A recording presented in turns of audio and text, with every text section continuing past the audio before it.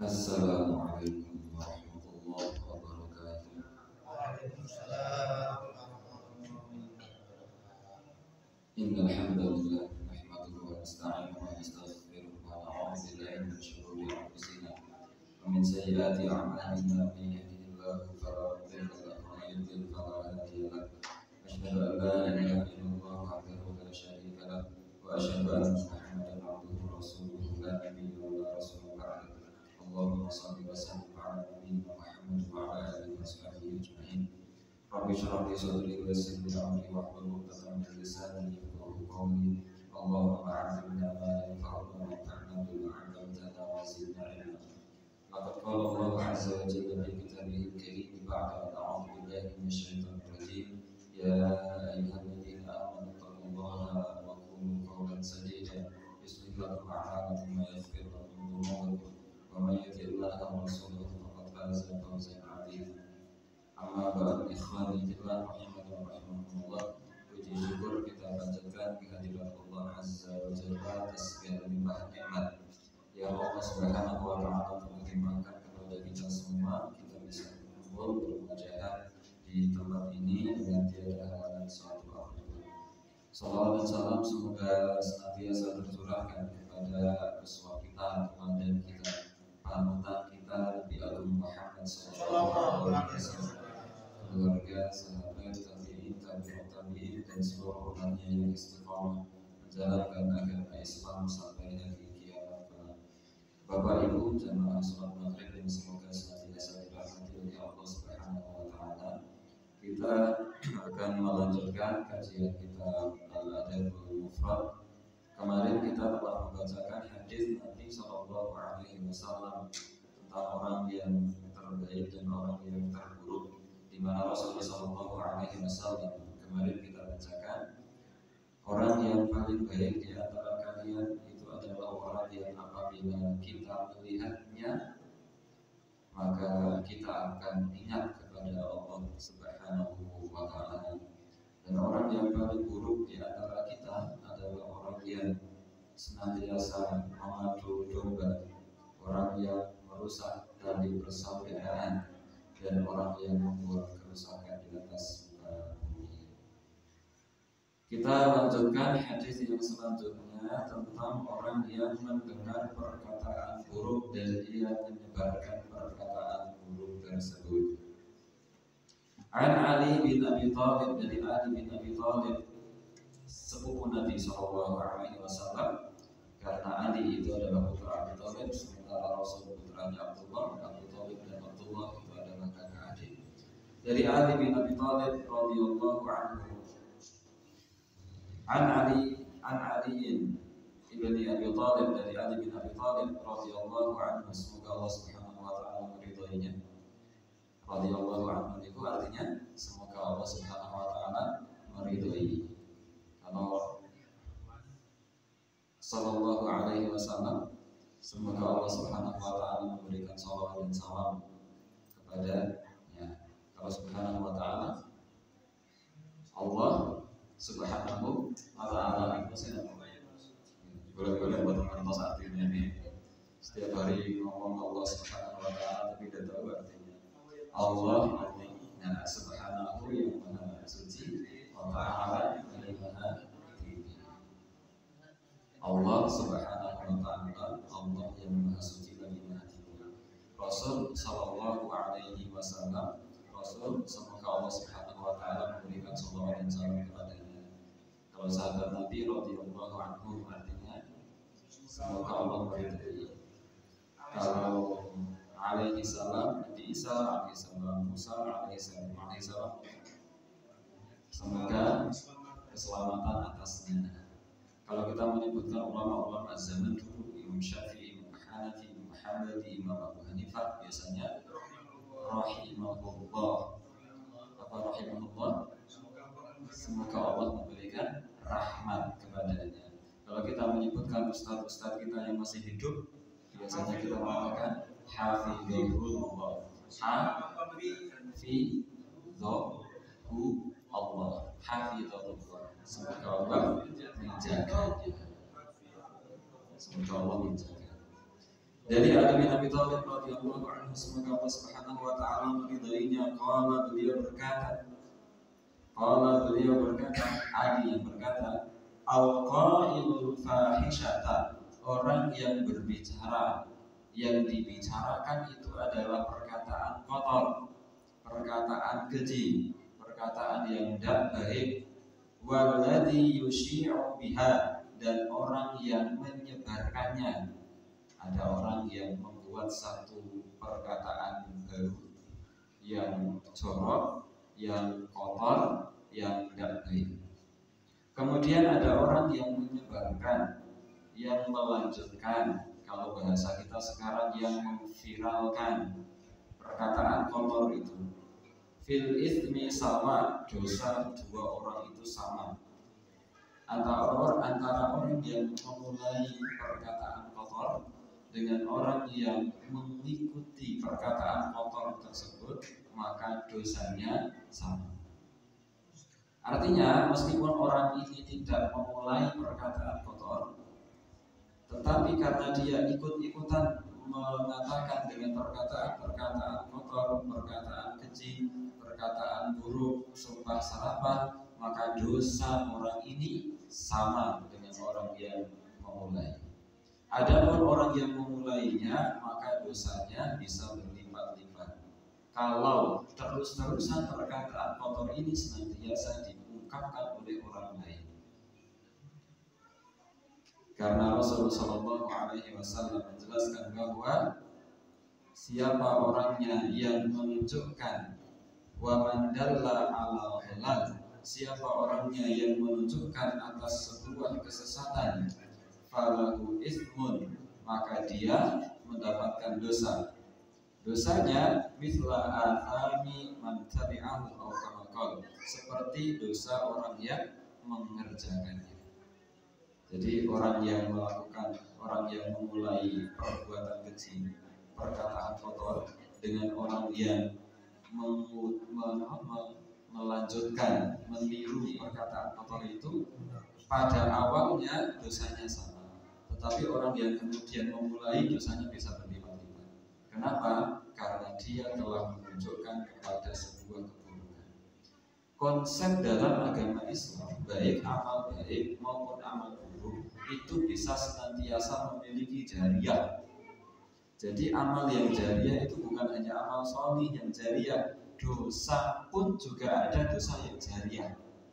Kalau dia memulai perbuatan buruk, perkataan buruk, kemudian diikuti oleh orang-orang setelahnya, maka orang yang memulai ini senantiasa berlipat dosanya. Sebanyak berapa? Sebanyak orang yang mengikuti perkataan atau perbuatan buruk tersebut. Nah, ini dalam konsep agama Islam, yang namanya jariyah itu tidak hanya amal baik, tapi amal buruk itu juga ada namanya amal jariyah buruk. Nah, ini konsep jariyah dalam agama Islam. Maka Ali bin Abi Thalib radhiyallahu anhu di sini mengatakan, orang yang memulai perkataan buruk dengan orang yang mengikuti perkataan buruk tersebut, dosanya sama. Kalau zaman sekarang tidak hanya mengatakan, tetapi menulis sesuatu yang buruk, kemudian di-share, kemudian orang yang membacanya share ulang, menyebarkan berita-berita hoax misalnya yang tidak benar, menjatuhkan kehormatan muslim yang lain, padahal orang muslim itu tidak pernah melakukannya. Maka dosa orang yang nulis dengan orang yang menyebarkan, dosanya persis sama. Ini kata Ali bin Abi Thalib, fil itsmi sawa, dosa keduanya sama. Saya tidak bisa membayangkan kalau kemudian ada satu berita buruk, fitnah, di-share, viral. Berarti orang se-Indonesia rame-rame melakukan perbuatan dosa. Pantas kalau negaranya nggak makmur-makmur, sering melakukan dosa berjamaah. Karena dosa antara orang yang memulai perkataan perbuatan termasuk tulisan buruk dengan orang yang melanjutkan, share, memviralkan itu dosanya sama. Maka kalau ada seperti itu kok viral padahal itu tidak benar, berarti orang sedang melakukan perbuatan dosa secara bareng-bareng, rame-rame, dan ini sesuatu yang tidak baik. Hadis yang selanjutnya an Syubail bin Auf, dari Syubail bin Auf qala, beliau berkata, kana yuqalu, pernah dikatakan, man sami'a bi fahishatin, siapa orangnya yang mendengar perkataan-perkataan kotor, fa'afsyaha, kemudian dia menyebarkannya, fahuwa fiha kalladzi abadaha, maka dia mendapatkan dosa seperti orang yang memulai perkataan kotor tersebut. Ini sama dengan hadis yang sebelumnya. An Atta, dari Atta, annahu, bahwasanya, kana yarun nakal ala man asya'a zina, bahwa beliau memandang ada hukuman bagi orang yang menyebarkan perbuatan zina. Yaqulu, dikatakan, asya al-fahishatan, hal itu disebabkan karena dia menyebarkan perbuatan-perbuatan buruk atau keji. Orang yang menyebarkan perbuatan zina, baik dengan lisan, baik dengan tulisan, nopo malih saniki dengan video, maka orang yang menyebarkan ini memiliki dosa. Bahkan Atta, sahabat Nabi SAW, menyebutkan bahwa dia dihukum lantaran kemudian menyebarkan amalan dosa tersebut. Ikhwani fillah rahimani wa rahimakumullah, orang menyebarkan aib dirinya sendiri itu dosa. Inilah yang kemudian dalam agama Islam dikatakan sebagai orang-orang mujahirin, bukan muhajirin. Kalau muhajirin orang-orang yang hijrah, ini namanya mujahirin, orang-orang yang Allah tutupi dosanya, tetapi dia mengungkapkan dengan terang-terangan dosa tersebut. Bukan karena sebelumnya orang-orang itu sudah tahu.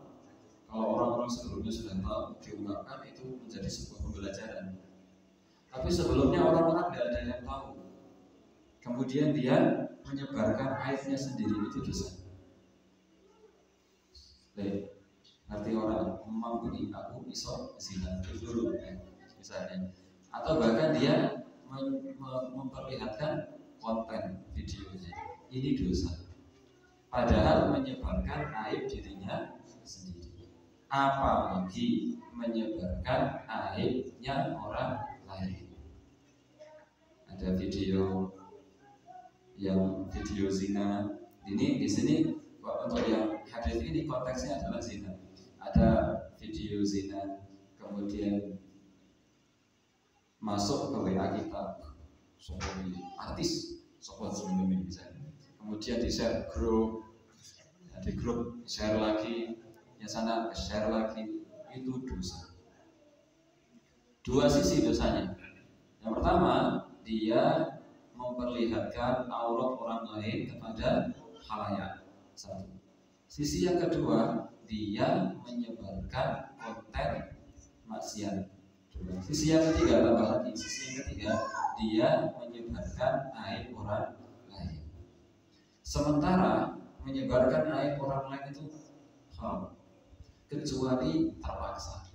Keterpaksaan ini misalnya ketika sedang di posisi persidangan, dia menjadi saksi, ya mau tidak mau dia harus ngomong tentang aib orang lain karena dia sedang menjadi saksi. Tapi di luar konteks itu tidak boleh kita menyebarkan aib orang lain, baik aib fisik maupun aib sifat. Oh, ini melakukan zina tidak boleh. Lalu menyebarkan aib dirinya sendiri saja tidak boleh, apalagi menyebarkan aib orang lain. Barangkali pernah kita sampaikan kisah salah seorang sahabiah, sahabat perempuan Nabi Muhammad SAW, ketika dia berzina. Kemudian perempuan ini datang kepada Nabi SAW, wahai Rasul, tadi malam saya berzina. Dia ngaku malam. Maka Rasulullah Shallallahu Alaihi Wasallam bilang, pulang. Ya Rasul, saya zina, rajam saya. Karena saya berzina, rajam saya. Pulang. Mungkin kamu hanya perasaan saja berzina, sementara kamu mungkin cuma pegangan tangan, berciuman, tetapi tidak betul-betul berzina. Pulang. Ya Rasul, saya berzina. Kalau memang kamu berzina, tunggu sampai ada bukti. Pulang. Beberapa bulan kemudian datang. Ya Rasul, saya berzina. Ini buktinya, saya hamil. Pulang. Ini Rasul tidak ingin langsung merajam. Rasul itu ingin agar perempuan ini menyembunyikan dosanya, karena Allah sudah menutupi. Pulang. Tunggu sampai bayinya lahir. Kalau dirajam kasih. Pulang. Bayinya melahirkan, bayinya dilahirkan, datang kepada Nabi dengan gendong bayi. Ya Rasul, saya sudah berzina, rajam saya. Ini buktinya anak saya sekarang sudah lahir. Kata Rasul, pulang. Susui anakmu sampai 2 tahun, karena memang sunnah menyusui itu 2 tahun. Pulang. Perempuan itu pulang. Kemudian 2 tahun datang. Ya Rasul, saya berzina, rajam saya, anak saya sudah selesai, saya susui 2 tahun. Baru Rasulullah Shallallahu Alaihi Wasallam mengumpulkan para sahabat. Kemudian perempuan ini dikubur setengah, dirajam itu, kemudian dilempari batu. Ternyata perempuan ini bisa lolos, karena ternyata jebulnya dirajam ke ya Allah. Meskipun dia ya minta, maka dia karena hanya setengah, maka dia bisa keluar, dia lari. Sahabat ingin mengejar, tidak usah dikejar, biarkan pergi. Kata Rasulullah Shallallahu Alaihi Wasallam, seandainya taubatnya perempuan ini dibagikan kepada penduduk kampung, niscaya mencukupi. Taubatnya perempuan ini karena saking ingin dia bertaubat kepada Allah Subhanahu Wa Taala. Meskipun ketika betul-betul dirajam, lari. Tapi Rasul kemudian menjelaskan seandainya taubat perempuan ini dibagi-bagikan kepada penduduk kampung, seandainya kok taubat itu boleh dibagi-bagi, satu kampung nggak ada yang taubat, diwakili untuk taubatnya perempuan ini cukup untuk dibagikan kepada penduduk kampung taubatnya. Artinya apa? Rasul itu tidak ingin kita menceritakan aib kita kepada orang lain. Maka sebenarnya tidak ada konsep dalam agama Islam pengakuan dosa di hadapan manusia, itu sama sekali tidak ada. Bahkan harusnya ditutupi. Pernah berzina, pernah dosa-dosa yang tidak ada kaitannya dengan orang lain tidak boleh diungkapkan kepada orang lain. Menyesali, bertaubat jangan disampaikan kepada orang lain.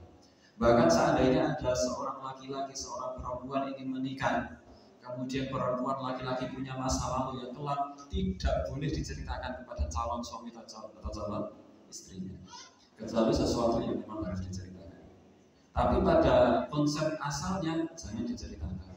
Wah, suamiku, calon suamiku, saya dulu pernah menjadi pemabuk, pernah judi setiap malam. Apakah kamu masih mau menerima aku apa adanya? Wah, itu tidak benar. Kalau pernah punya dosa di masa lalu, dosanya dosa dirinya sendiri dengan Allah, tidak ada kaitannya dengan orang lain. Pernah mabuk, pernah berjudi dan seterusnya, maka cukup dia dan Allah yang tahu, dan dia bertaubat dengan taubatan nasuh.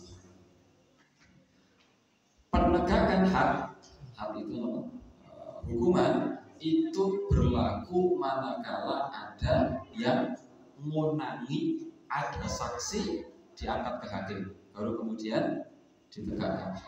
Tapi tidak ada pengakuan dosa. Pengakuan dosa kita hanya kepada Allah Subhanahu Wa Taala. Sepertiga malam terakhir kita sujud kepada Allah, akui semua dosa-dosa kita. Itu pengakuan dosa dalam agama Islam. Tidak ada namanya pengakuan dosa di hadapan manusia dalam agama Islam. Tidak ada. Kalau ada orang mau masuk ke dalam agama Islam, tidak ada kewajiban saya dulu begini, tidak ada. Pokoknya Islam masuk Islam. Alhamdulillah, rahimani wa rahimakumullah. Ini tentang aib dirinya sendiri, apalagi kok aib orang lain. Ini tidak boleh. Ikhwani fillah rahimani wa rahimakumullah. Oleh karenanya bab selanjutnya Imam Al-Bukhari kemudian menjelaskan tentang babul ayyab, bab tentang mengubah aib orang lain. An Ali dari Ali qala, beliau berkata, la takunu ujulan, jangan kalian menjadi orang yang tergesa-gesa. Jangan kalian menjadi orang yang tergesa-gesa. Kata Rasulullah sallallahu alaihi wasallam, "At-ta'ani minallah wal 'ajalatu minasyaitan." Ketenangan itu dari Allah dan tergesa-gesa datangnya dari setan. Sesuatu yang tergesa-gesa biasanya kalau urusannya itu enggak beres. Kalau menyegerakan ya, tapi tidak boleh tergesa-gesa. Bahkan ini penting. Bahkan kalau iqamah sudah dikumandangkan, kita berada di luar masjid tidak boleh lari-lari untuk mengejar sholat. Kata Rasulullah sallallahu alaihi wasallam, "Alaikum bis-sakinah." Kalian datang harus dalam keadaan tenang, santai. Datang ke masjid itu alaikum bis-sakinah. Pak Satrio, sana Mas Pak Satrio sudah komat, Allahu Akbar, Allahu Akbar, la ilaha illallah, dari sana itu komat, bergudu, lari, tidak boleh sebenarnya. Bukan itu contoh dari Rasul. Contoh dari Rasul, meskipun sudah ada komat, dari jauh kita tenang.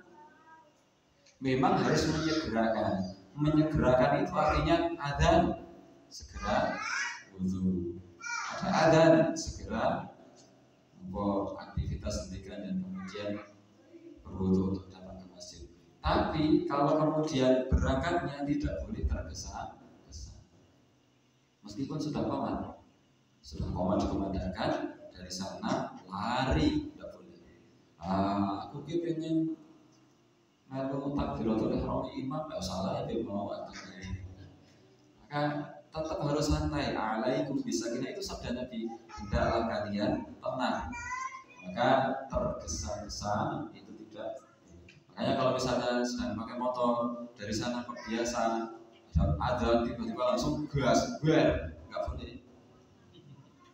Ada komat tadi kecepatan 20 ya 20 saja, santai. Apa yang kamu dapati dari imam, ikuti. Apa yang kamu luputkan dari imam, tambahi. Itu petunjuk dari Nabi Sallallahu Alaihi Wasallam.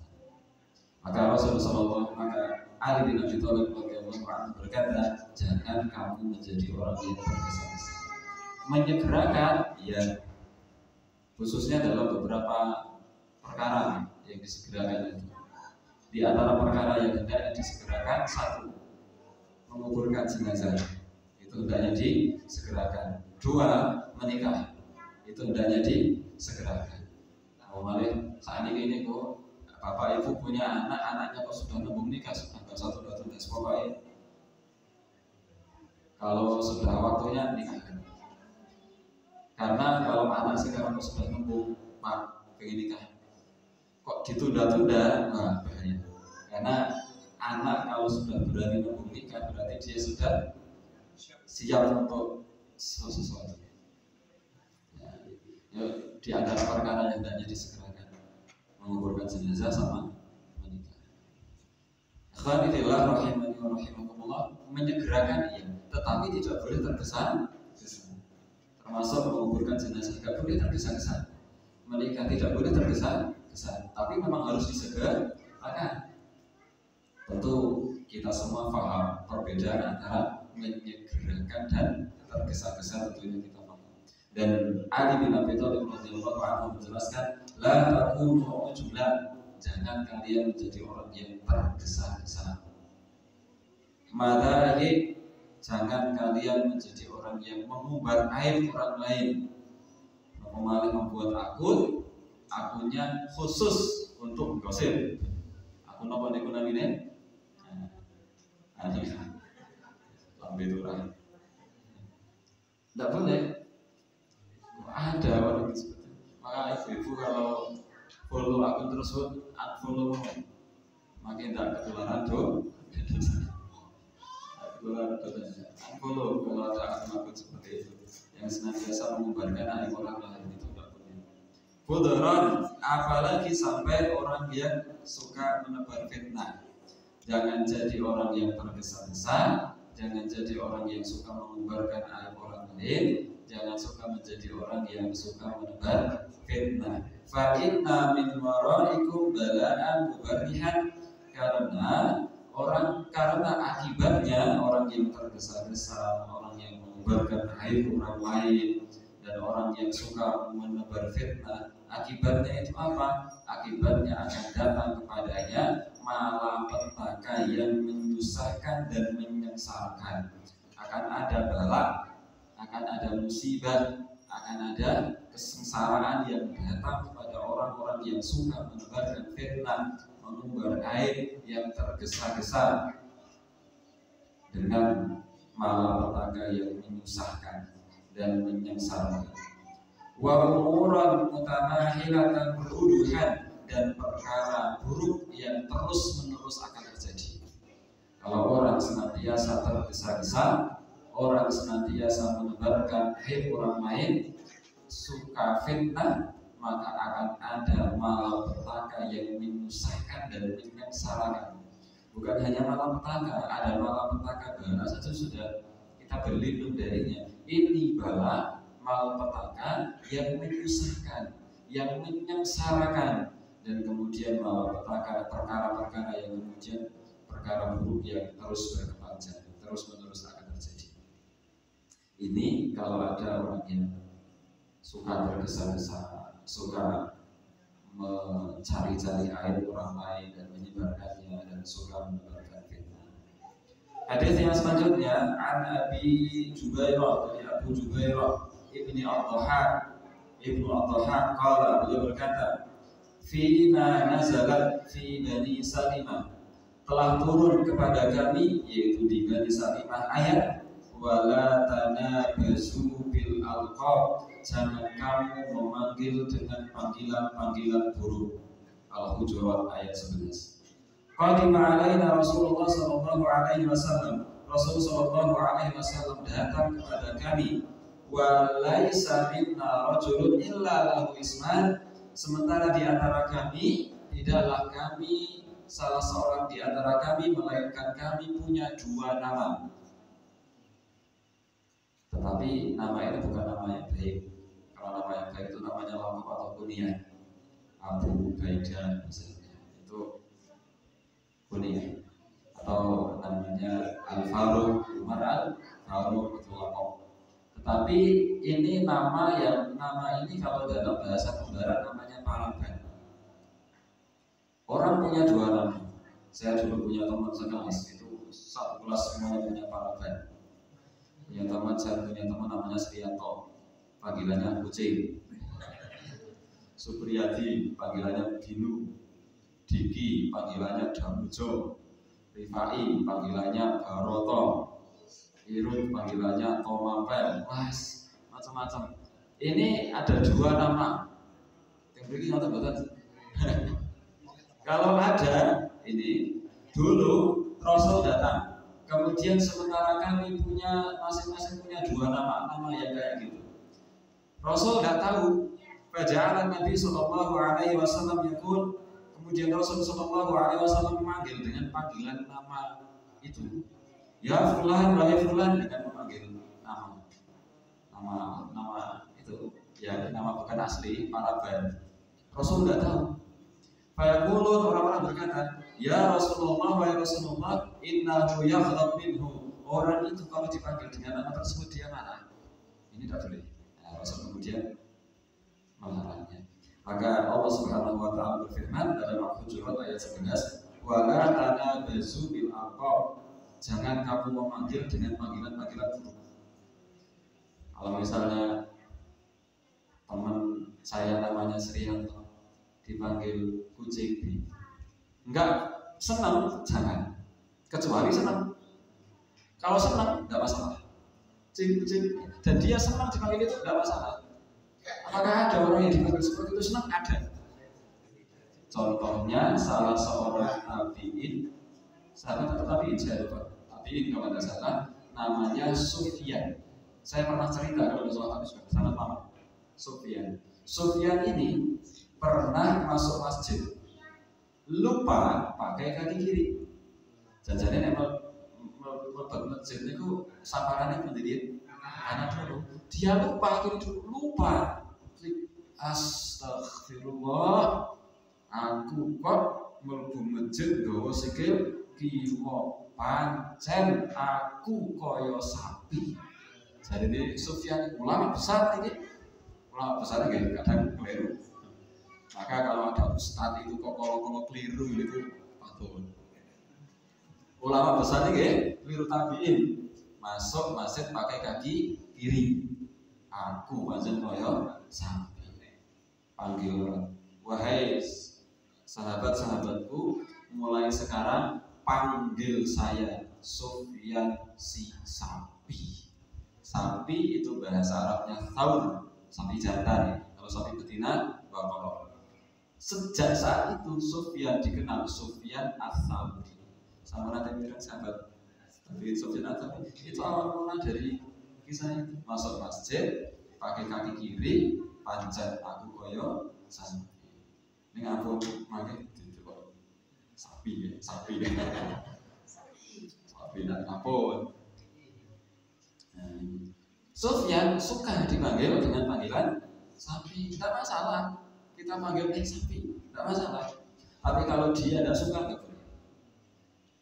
Santri saya itu ada yang namanya, saya malah lupa, sampai lupa namanya. Dia suka sekali kalau dipanggil bocil. Satu kelas itu dia yang paling kecil.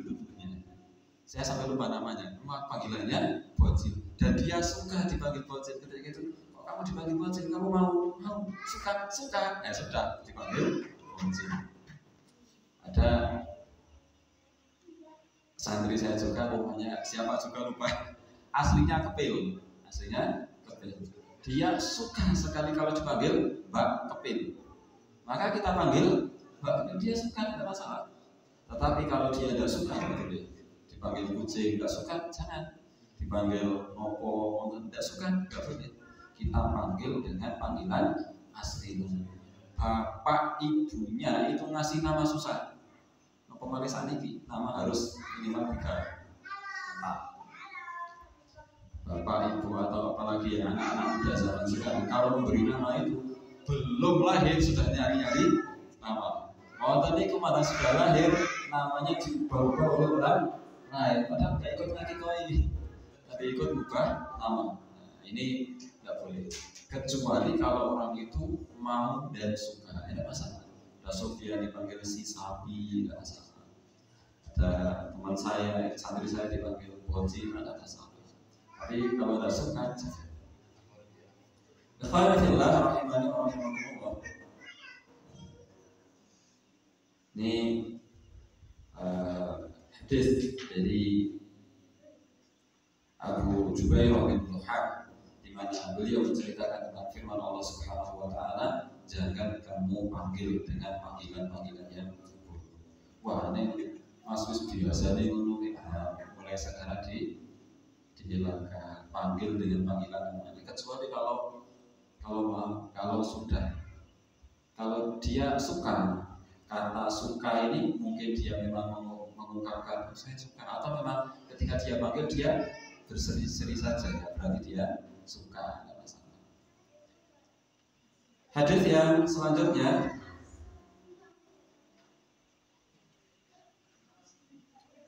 Ikrimah, dari Ikrimah qala, beliau berkata, la adri ayyuhuma ja'ala bi sahibihi ta'aman, saya tidak tahu siapa yang kemudian membuatkan makanan. Ibnu Abbas, apakah Ibnu Abbas atau Ibnu Ammi atau sepupunya.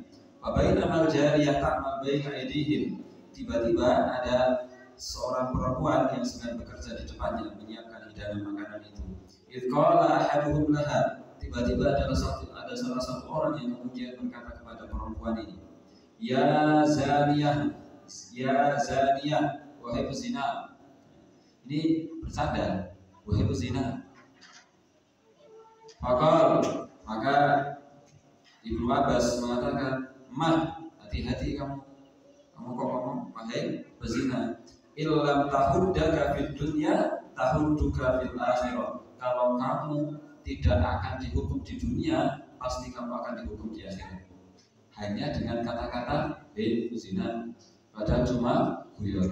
Kalau orang ini tidak sampai dihukum di dunia, maka dia akan dihukum di akhirat. Hanya karena ucapan berzina. Ini adalah contoh kalimat-kalimat buruk yang barangkali mungkin sering kita ucapkan. Ternyata ucapan buruk ini akan ada hukumannya di dunia. Andai di dunia tidak ada hukuman, maka pastilah nanti di akhirat ada hukuman. Karena famayya ma'mithqala dzarratin khairan yarah wa mayya ma'mithqala dzarratin syarran. Ya, siapa orangnya yang melakukan amal keburukan meskipun seberat satu dzarrah, dia akan melihat balasannya. Kalimat berzina atau dengan kalimat-kalimat yang serupa ini adalah perbuatan buruk.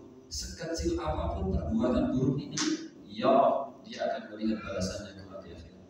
Maka Ibnu Abbas mengatakan, illam tahudduka fid dunya, kalau kamu tidak dihukum di dunia, maka pasti kamu akan dihukum di akhirat.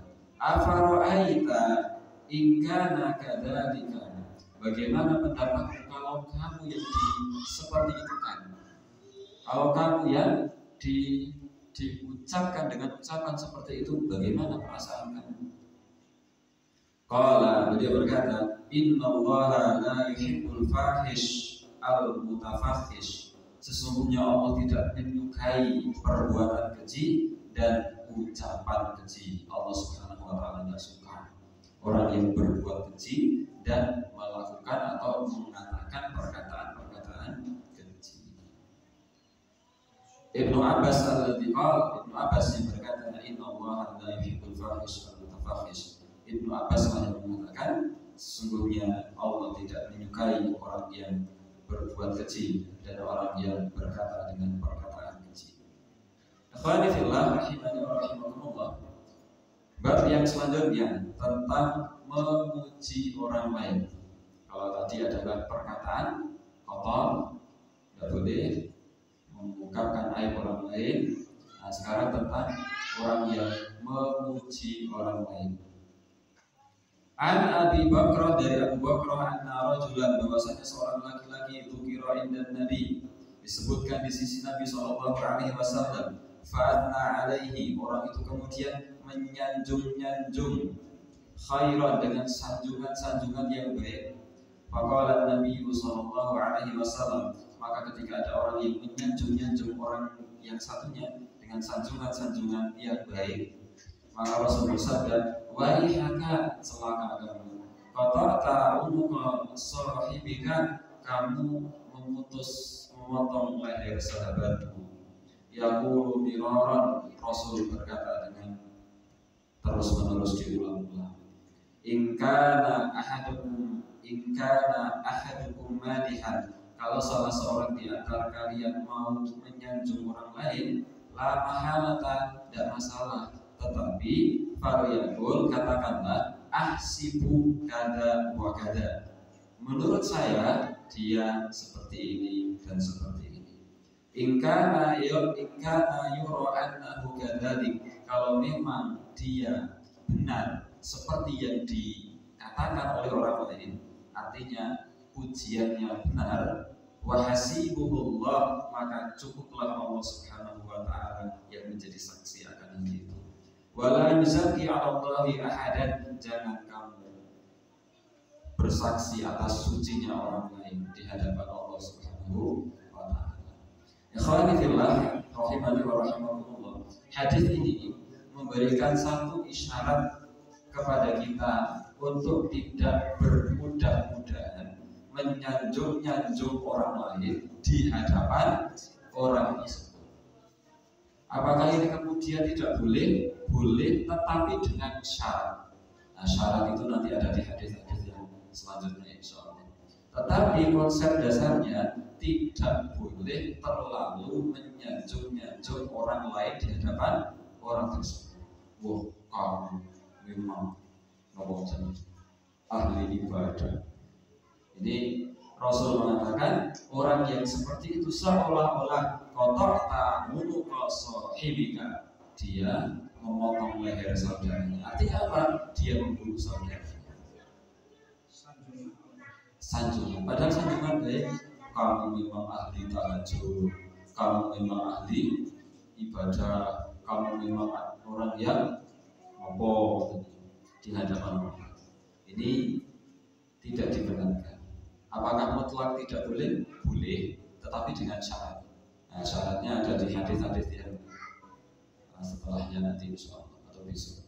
Nah, ini tentang larangan dari Nabi Shallallahu Alaihi Wasallam untuk tidak bermudah-mudahan menyanjung-nyanjung orang lain di hadapannya. Kalau yang disanjung itu nggak ada di luar sana, enggak masalah karena orangnya tidak ada di hadapan. Ikhwani fillah rahimani wa rahimakumullah. Hadis yang selanjutnya masih bab yang sama. An Abi Musa, dari Abu Musa qala, beliau berkata, sami'a Nabi sallallahu alaihi wasallam rajulan, Rasul sallallahu alaihi wasallam mendengar ada seorang laki-laki yusni ala rajulin wa yutrihi, dia menyanjung-nyanjung seseorang. Faqala Nabi sallallahu alaihi wasallam, Nabi sallallahu alaihi wasallam bersabda, ahlaktum, kalian telah membinasakan, au qata'tum dhahra rajul, atau kalian telah memukul punggung laki-laki tersebut. Ini bahasa kiasan dari Nabi Shallallahu Alaihi Wasallam. Artinya orang yang menyanjung-nyanjung orang lain di hadapannya dengan sanjungan yang berlebihan, dia seolah-olah sedang menjerumuskan orang itu pada keburukan. Karena kalau disanjung biasanya apa? Kelopang-kelopang, jadi panggajinya itu yang dikhawatirkan. Sanjungan itu ada catatannya, ada catatan. Karena Rasul juga pernah menyanjung Abu Bakar, pernah, tapi ada catatan di situ. Ikhwani fillah rahimani wa rahimakumullah.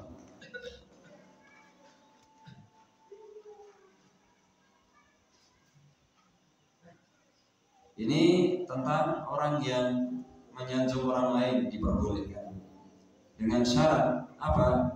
Babu man asna ala sahibihi, orang yang menyanjung saudaranya boleh ingkana aminan bihi, kalau dia yakin aman dari fitnah. Aman dari fitnah itu maksudnya apa? Dia yakin orang ini tidak gila sanjungan. Kalau disanjung dia tidak akan kelontar, dia tidak akan bangga diri, dia tidak akan ujub, dia tidak akan ria. Sebagaimana Rasul Shallallahu Alaihi Wasallam pernah menyanjung Abu Bakar. Rasul bersabda, ni'mar rajuli Abu Bakrin, laki-laki yang paling mulia itu adalah Abu Bakar. Ni'mar rajuli Umar, orang laki-laki yang paling mulia adalah Umar.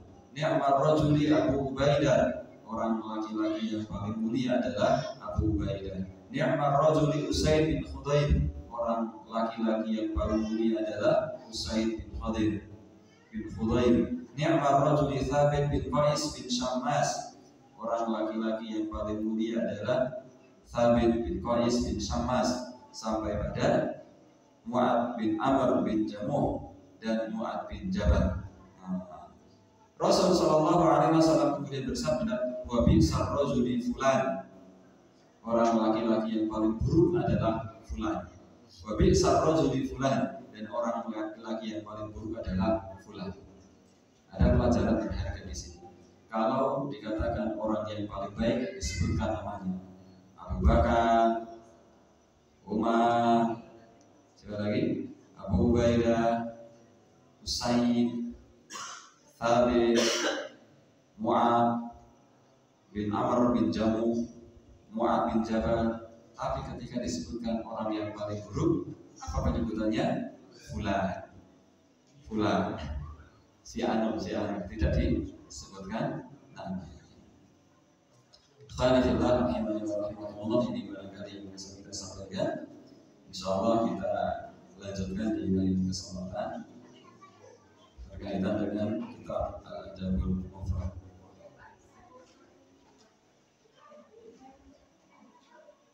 Aku lupa lihat dan astagfirullahaladzim li wa lakum. Salah dari saya benar dari Allah Subhanahu wa taala. Insyaallah kita lanjutkan di pertemuan selanjutnya malam Kamis yang akan datang. Alhamdulillah wassalatu wassalamu ala Rasulillah. Semoga Allah Subhanahu wa taala memberikan kita istiqomah. Ingat satu hal yang perlu kita pahami sadari dan kita akui bersama bahwa kajian itu tidak seasyik pengajian. Kajian itu butuh istiqomah karena materinya itu dan berurutan, tidak tembak. Maka barangkali kapan-kapan supaya tidak menjemukan, kita selingi dengan materi-materi tematik. Barangkali begitu ya. Kalau bahas mungkin besok bahas Israel, kita 4 pertemuan kajian al-adab mufrad. Mungkin setelah pertemuan besok bahas tentang Pilpres. Apa materi-materi tematik yang sifatnya siraman rohani. Kalau kayak gini kan bukan siraman rohani, ini kajian supaya kita paham satu bab dalam agama Islam. Barangkali kajian itu mengukur betul, kajian itu dan kajian itu memang berjenjang. Tauhid yang belum kita kan fikih, ada baru kita yang kemarin sudah tauhid. Nah, kalau kapan kita kajiannya tematik ya refreshing. Saya khawatir lama-lama mental terus itu bosan. Kadang saya menyampaikan ya Allah bosan. Supaya ada variasi biar menghilangkan kejenuhan itu ada materi-materi tematik. Mungkin besok tentang Israel sejarah. Saya pernah jelaskan belum tentang awal mula munculnya Bani Israel. Nah, barangkali kita bisa cerita awal mula dari mana mereka. Israel Zionis atau Bani Israel Nabi Yakub? Bani Israel sampai kemudian lahirnya Israel. Bani Israel sampai lahirnya Israel itu dari fasenya itu panjang. Dan bagaimana sifat-sifat Bani Israel zaman dulu. Sampai kenapa sampai Allah mengatakan jadilah kalian kera-kera yang ini. Sampai Allah mengatakan kepada Bani Israel, Allah yang bilang kunu kirodatan, jadilah kalian kera. Kera itu nih bahasa negara kekek. Itu Allah yang berfirman. Kok sampai di seperti itu kan oleh Allah. Jadi kera betul nggak ya? Ah, itu penjelasannya oke. Padahal dulu Allah pernah berfirman, misalnya, ya Bani Israil wa dzkuru ni'mati allati an'amtu 'alaikum wa anni faddaltukum 'alal 'alamin. Aku utamakan kalian semua di atas semesta alam. Jadi Bani Israil dengan kaum lainnya itu lebih utama Bani Israil di zaman itu, pada waktu itu. Tetapi kok malah bisa jadi kera-kera yang sejarahnya bagaimana, sifat mereka seperti apa, dari referensi. Aku lupa lihat nafas Rasulullah. Semoga Allah Subhanahu wa taala memberikan kita istiqomah dalam thalabul ilmi sehingga kita bisa menjadi orang yang beragama Islam dengan Islam yang baik, bukan Islam kafir. Alhamdulillah, sallallahu alaihi wasallam. Assalamualaikum warahmatullahi wabarakatuh.